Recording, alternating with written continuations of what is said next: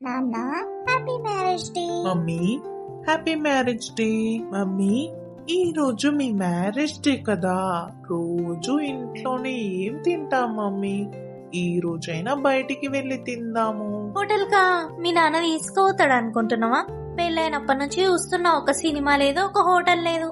వాళ్ళ అక్క వాళ్ళ తమ్ముడు వాళ్ళు వస్తారు, ఇంట్లో సేమి వండుకోవాలా, తినాలా, కూర్చోవాలా, అంతకు మించి ఏం లేదమ్మా. నాన్న రోజు ఇంట్లోనే తిని తిని బోర్ వస్తుంది నాన్న. ఇయ్యాలైనా కనీసం హోటల్ కి పోదాం నాన్న. ఎట్లయినా అత్త వాళ్ళు సాయంత్రం వస్తారు కదా, ఆలోపు వచ్చేయచ్చు. సరే నాన్న వెళ్దాం గాని రెడీ అవ్వండి. నాన్న హోటల్ కి తీసుకుపోతా అన్నాడు, నాన్న హోటల్ కి తీసుకుపోతా అన్నాడు. నువ్వే మమ్మీ పిషనారివి. పాపమ్మ నాన్న ఏది అడిగినా కొనిస్తాడు, నువ్వెప్పుడు ఎప్పుడు ఏదో ఒకటి అంటావు. నేను అడిగితే ఎప్పుడైనా తీసుకుపోయి ఉంటే నేను కూడా తీసుకుపోతాడని చెప్తా. నేనంటే లెక్కనే లేదు ఈ ఇంట్లో అసలు. ఏమైనా హోటల్ పోవడానికి ఆటో బుక్ చేసినావా? చేసిన నాన్న, వస్తుంది. హోటల్ కి వెళ్తున్నట్టున్నారు మేడం. నీకెవరు చెప్పారు? మేము పోయేది ఇప్పుడు డిసైడ్ అయినాం. నీకెట్లా తెలిసింది ఇప్పుడే? నీకెందుకు అవన్నీ? అయ్యో అమ్మా, మీరు ఆటో బుక్ చేసిరు కదా, అది ఏడ దించన్నో చూపిస్తుంది, అందుకే అడిగినమ్మా, బుద్ధి లేక అడిగిన. సరే గాని ఓటీపీ చెప్పి ఆటోలు ఎక్కురి. ఏంటిది ఓటీపీ చెప్పాలనా? నీకెందుకు చెప్పాలి నేను ఓటీపీ? పైసలు కొట్టేద్దామని చూస్తున్నావు? నేను వార్తలు వింటలేను అనుకుంటున్నావా, లేకపోతే నాకు తెలియదు అనుకుంటున్నావా? ఎవరికి పడితే వాళ్ళకి ఓటీపీలు చెప్పద్దు అట్లా.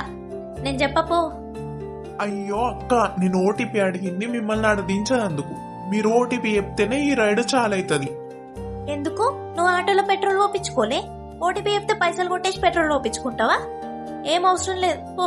నువ్వు రాకున్నా సరే పో, మేము మా ఎడ్ల బండి మీదే పోతాం, పో నువ్వు. మమ్మీ ఆటో బుక్ చేస్తే అప్పుడు ఓటీపీ వస్తుంది, అది చెప్పాలా వాళ్ళకి, అంతే. దాంతో పైసలేం పోవు మమ్మీ. నీకేం తెలుసురా పిల్ల బచ్చగాడివి? చేతులు గాలినాక ఆకులు పట్టుకుంటావా?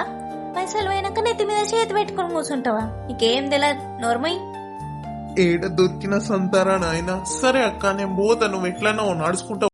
మమ్మీ పొద్దున్నుంచి నాన్ స్టాప్ గా మాట్లాడుతున్నావు, నోరు నొస్తలేదు. ఆమె కొంచెం హోటల్లోనైనా ఏం మాట్లాడకుండా సైలెంట్ గా ఉండే. ఏంటిదిరా ఇప్పటి నుంచే నోరు మూసుకోమంటున్నావు? రేపు పెద్దగైనాక నోరు కుట్టేస్తావా, లేకపోతే గమ్ముతో నాట పెట్టేస్తావా? తోల్ది షారేస్తా కొడుక, ఏమనుకుంటున్నావు? ఇంతకన్నా మంచి హోటలే దొరకలేదా నీకు? గీ హోటల్లకు పట్టుకొచ్చినావు. మన ఊర్లో ఉన్న పెద్ద హోటలే ఇది. ఇక నువ్వు తినేందుకు నీకు సిటీకి దొరకవనా? ఉన్న దాంట్లో ఏదో ఒకటి తిను. అక్క రండి కూర్చోండి, చెప్పండి అక్క ఏం తింటారు? నేను మీ పక్కింట్లో ఉంటానా, ఎదురింట్లో ఉంటానా? ఆహా, అదేం లేదక్క, ఎందుకలా అడుగుతున్నారు? మరి అక్క అయిందక్క. My name is Archana, okay? Call me madam. ఈ మెనులేంది అన్ని 200 మీదనే ఉన్నాయి. అరే కొద్దిసేపు మేము ఇవి చదువుతాం, అన్ని ఏమేమి ఐటమ్స్ ఉన్నాయో చూస్తాం.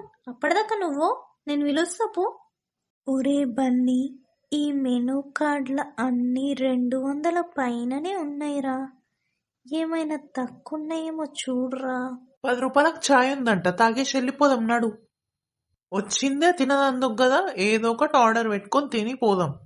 Chicken family pack చెప్పాలనా? 700 ఉందిరా, ఒక్క పూటకి 700 అవరా. అద్దురా. పన్నీర్ బిర్యానీ ఎంతున్నదో చూడు. పన్నీర్ బిర్యానీ ఒక్క ప్లేట్ 150. అన్న ఇట్రా అన్న. అన్న ఒక ప్లేట్ చికెన్ బిర్యానీ, ఒక plate chicken 65, 2 special tandoori leg pieces. వీళ్ళిద్దరిని చూస్తే ఈయన 3000 బిల్లు చేసేటట్టు ఉన్నారు. గాని అన్నయ్య ఇలా మంగళవారం కదా, మేము నాన్ వెజ్ తినము. 2 ప్లేట్ దోశ, 2 ప్లేట్ పూరి తెచ్చేయన్న. అన్నానా? ఎవరు మేడం అన్నా? నేనేమైనా మీ ఇంటి ఎదురుగుంటానా, మీ ఇంటి పక్కన ఉంటానా, లేకపోతే మీ ఇంటి వెనకాలను ఉంటానా? నేను మీకు అన్నని ఎట్లా అవుతాను మేడం? నేను చేసే వెయిటర్ జాబ్ కి వెయిటర్ అని ఒక పేరు ఉంది, వెయిటర్ ఒక రెస్పెక్ట్ ఉంది. వెయిటర్ అని పిలవండి చాలు. ఇంతోటి దానికి మేడం అనాలంట. మేడం ఈడుంటే ఉన్న పరువు కూడా పోతుంది. ఇంటికి పోయి సలన్నం లవకారం వేసుకొని కలుపుకొని తిన్నది పోపు.